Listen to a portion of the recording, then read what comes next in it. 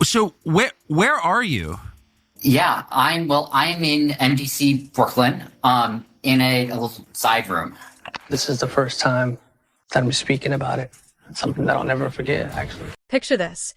Two men who once ruled their respective worlds now find themselves sharing stories, meals, and games of chess behind the cold cinder block walls of a Brooklyn detention center. It sounds like the setup for a dark comedy, but this is the real-life predicament of Sam Bankman-Fried, the fallen crypto king, and Sean Diddy Combs, the music mogul turned controversial inmate. The two are currently bunking in the same high-security unit at the Metropolitan Detention Center in Brooklyn, a facility infamous for its grim conditions and high-profile residents. How did But no one wants to be in prison, and you can imagine what happens when you take sort of 40 people, all of whom have been at least charged with crimes, and lock them in a single room for years on end and throw out the key, which is the most trivial things become all that people have left to care about. Sam Bankman-Fried, once hailed as the boy genius of the cryptocurrency world, is now anything but. Just a few years ago, he was a billionaire wunderkind, the founder of FTX, a cryptocurrency exchange that promised to revolutionize the financial world. But his empire came crashing down in spectacular fashion amid allegations of fraud, mismanagement, and outright deception. Prosecutors painted him as the mastermind behind one of the largest financial schemes in modern history, accusing him of siphoning billions of dollars from unsuspecting investors to prop up his hedge fund, Alameda Research. The collapse of FTX sent shockwaves through the financial world, leaving thousands scrambling to recover their lost. I've had a lot of time to reflect on how to communicate. And in retrospect, I think I was not effective at communicating, especially when the crisis first hit. And, in the months thereafter, I made a mistake I often make. I get swept up in details and forget to communicate the bigger picture. On the other hand, Sean Diddy Combs was a household name long before Sam Bankman-Fried even entered the public eye. A music producer, rapper, and entrepreneur, Combs built an empire on hit records, fashion lines, and lucrative endorsements. He was the epitome of success, a man who seemed to turn everything he touched into gold. But behind the glitz and glamour, a much darker narrative was brewing. Combs is now facing allegations that are as shocking as they are damning. Prosecutors have accused him of orchestrating a years-long pattern of exploitation involving vulnerable individuals, elaborate schemes, and a network of enablers. The charges against him range from unethical behavior to outright criminal acts, and the details of It's just incredible. And, it brings into context our whole system of innocent until proven guilty. Why is he not being given bond? And, we could debate that all day long. Of all people that's unlikely to flee or get away, well, he's got the resources to flee, but he's so recognizable. And isn't he innocent until proven guilty? Well, yeah, but, we have to recognize there are degrees of innocent until proven guilty. Now, let's set the stage. The Metropolitan Detention Center, MDC, Brooklyn, is no ordinary jail. It's a fortress-like building that looms over the Brooklyn waterfront, housing a mix of pretrial detainees and convicted criminals. Over the years, it has become notorious for its harsh conditions, frequent lockdowns, and staff shortages. Inmates have described it as a dark, grimy place where even basic necessities are hard to come by. And yet, it has also served as a gathering place for some of the most high-profile names in the criminal justice system, from our... It's a legitimate concern. No judge wants to wake up and read the headlines the next day, oh, they treated this guy special and they gave him bond, and now he's gone and he fled from justice. So that's what's in the back of most judges' minds.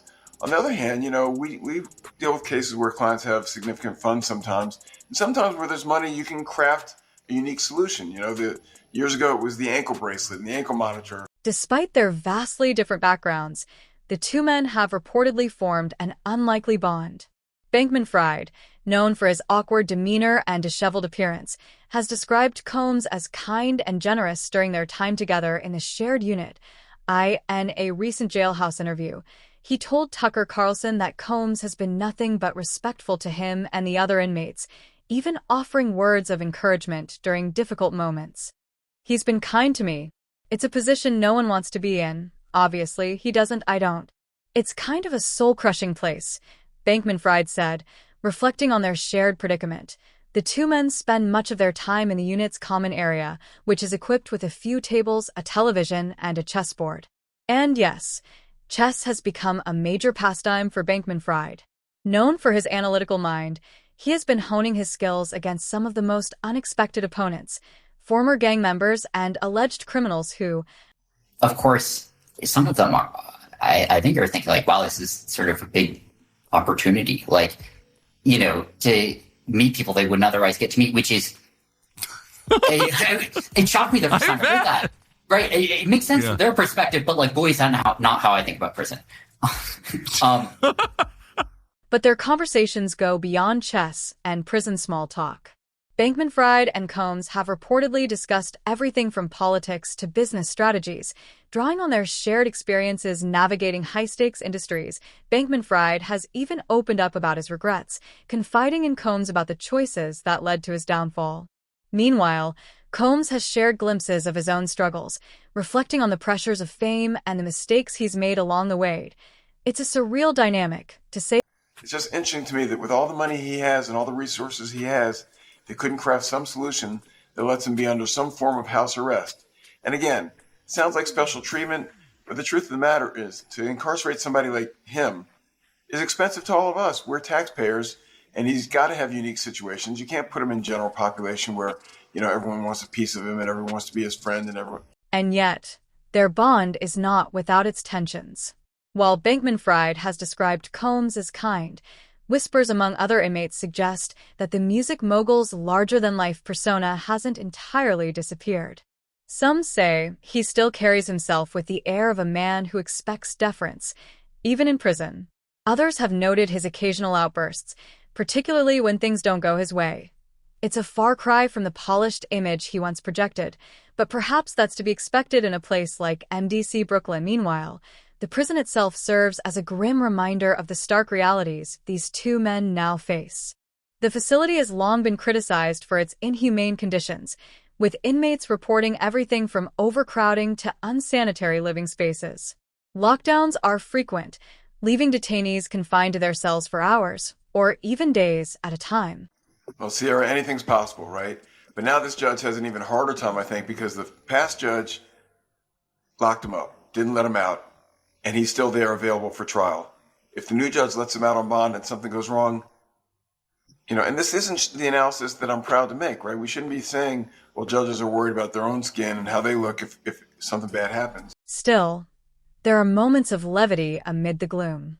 Bankman-Fried has taken to reading novels in his spare time, while Combs has reportedly started jotting down notes, fueling speculation that he may be working on a memoir. The two men have also found ways to support each other, whether through shared meals or late-night conversations about their respective cases. For all their differences, they seem to have found common ground in their shared struggle to adapt to life behind bars. As their legal battles continue to unfold, the friendship between Bankman-Fried and Combs offers a fascinating glimpse into the human side of their stories. It's a reminder that even in the most dire circumstances, connections can be forged and lessons can be learned. Every jail is bad, and some jails are worse than others. And the problem, again, is if you move him, why is he getting special treatment? And maybe he's earned special treatment. Maybe what he's done, maybe he's given so much back to his fans and to the world and to charity that maybe there's a way that it plays out in the end. But again, to go into court and say this jail is bad, move him to another jail. So, what does the future hold for Sam Bankman-Fried and Sean Diddy Combs? Will their unlikely friendship endure the trials and tribulations ahead, or will the pressures of prison life ultimately drive them apart? As the next chapter of their stories unfolds, one thing is certain. This tale is far from over. The harsh realities of prison life had already taken their toll on Bankman-Fried and Combs, but the challenges they faced were only just beginning. While their unlikely camaraderie offered fleeting moments of normalcy, the truth was that both men were embroiled in legal battles that could define the rest of their lives. And let's not sugarcoat it. This wasn't just about trying to prove their innocence. It was about survival in a system that didn't care how big their names were on the outside. the Metropolitan Detention Center in Brooklyn, where they were both being held, has been described by former inmates as one of the most difficult places to endure. For Bankman-Fried, who had spent his adult life in the fast-paced, tech-driven world of what we see are just the people that are around us on the inside rather than who we are on the outside. Sam's legal team had been working around the clock to prepare his appeal. Convicted of orchestrating what prosecutors called one of the biggest financial frauds in history, Sam was sentenced to 25 years, and his future looked bleak. Still, he hadn't given up hope. In fact, he had spent much of his time in prison poring over legal documents, strategizing with his lawyers, and trying to find a way to salvage what was left of his reputation. During his interview with Tucker Carlson, he even hinted that he believed the collapse of FTX could have been avoided if he had been given more time to stabilize the company. The company should have been solvent, he argued. There was enough to pay everyone back, in theory. But the courtroom drama surrounding Sam wasn't just about his business failings. His political contributions had also come under scrutiny, adding another layer of complexity to his case. Once a major donor to the Democratic Party, Sam had reportedly shifted his allegiances in the months leading up to his trial, allegedly giving equal amounts to Republicans behind the scenes. This revelation sparked a storm of speculation. Had his political maneuvering been an attempt to curry favor with lawmakers? Public realm, this is very significant, just from who we associate Diddy being and everything we've seen him do over the decades. Like you said, this is quite the downfall to go from, we saw the mansions back in March that were raided by the feds. So to go from living in those mansions to being in a jail cell right now, I think it really underscores the magnitude of what he's facing and the weight of the federal government. Meanwhile, Diddy's legal troubles were no less dramatic. Accused of a range of serious offenses, the music mogul faced a mountain of allegations that painted a troubling picture of his life behind closed doors. The charges against him were staggering, and the details that had surfaced so far were enough to make even his most loyal fans question everything they thought they knew about him. But Diddy wasn't taking it lying down. His legal team had been fighting tooth and nail to secure his release on bail, arguing that the conditions at MDC Brooklyn were not suitable for someone of his status. They pointed to the facility's history of violence, overcrowding, and even reports of maggot-infested food as evidence that he deserved to await. I think it's to be expected, just the shock of this and the questions about what is ahead of us. How long is he going to be in custody? Is this an R. Kelly situation? Is he going to not get out for a number of years? Is he going to end up serving a long-term prison sentence from this? Or does he have a chance of beating these charges at a trial that could come? The stakes were impossibly high for both men, but their approaches to their legal battles couldn't have been more different. Sam's strategy seemed to rely on logic and data, as if he could somehow spreadsheet his way out of prison. He had even begun working on a manifesto of sorts, detailing what he believed went wrong with FTX and how he planned to make amends. Diddy, on the other hand, was leaning heavily on his charisma and public image, attempting to frame himself as the victim of a witch hunt. His lawyers painted him as a misunderstood genius whose creative vision had been twisted into something sinister by opportunistic accusers, and while their legal teams were busy crafting these narratives, Sam and Diddy continued to navigate the daily struggles of prison life. The Metropolitan Detention Center was infamous for its harsh conditions, and even the high-profile status of its inmates offered little protection from the realities of incarceration. The facility was overcrowded, understaffed, and plagued by frequent lockdowns that left defendants. But there's also strategic reasons for the prosecutors to want him to have co-defendants, because right now he hasn't waived his right to a speedy trial, which would force prosecutors to take up the trial pretty quick, which they actually might not be ready to do. But if they supersede him and have co-defendants with him, it makes it a lot easier to pursue a trial continuance without him waiving his speedy trial right. But perhaps the most striking aspect of their time at MDC Brooklyn was the way it forced them to confront their own humanity. Stripped of their wealth, status, and power, Sam and Diddy were just two more inmates trying to make it through the day. And while their fame might have earned them some respect from their fellow detainees, it was clear that the prison environment didn't care about their past accomplishments. In a place where survival often depends on alliances and adaptability, Both men had to learn quickly how to navigate their new reality. For Sam, this meant leaning into his intellectual strengths. His daily chess games with fellow inmates had become a ritual, offering a rare sense of normalcy in an otherwise chaotic environment. And while he often lost to opponents with far less formal education, the games provided a welcome distraction from the pressure of his legal battles. Diddy, meanwhile, had taken on something of a leadership role within the unit. Known for his larger-than-life personality, he had managed to earn the respect of his fellow detainees through a mix of charm and resourcefulness. Whether it was organizing impromptu music sessions or offering advice to younger inmates, Diddy had found ways to maintain a sense of purpose despite his circumstances. But despite their efforts to adapt, both men were still grappling with the psychological toll of incarceration. For Sam, the endless hours of confinement often led him to replay the events of the past few years in his mind. How had things gone so wrong?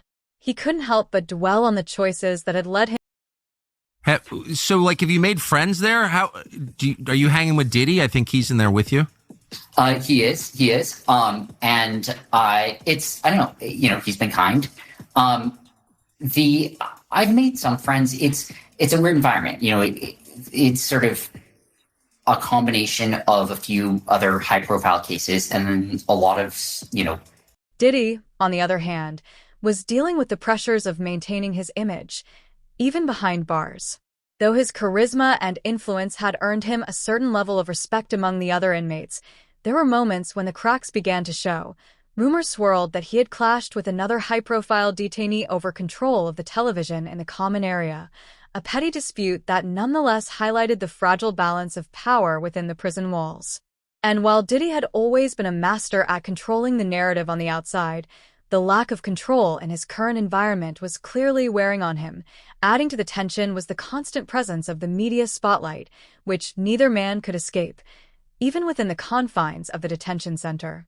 Every detail of their lives in prison, from their meals to their interactions with fellow inmates, became fodder for gossip and speculation. For Sam, this meant facing relentless scrutiny over his every move, with critics eager to interpret his actions as proof of either his guilt or innocence. For Diddy, it was a double. Not buying it all, Kana. And safety can mean a couple of different things. Safety just doesn't mean free from harm of violence.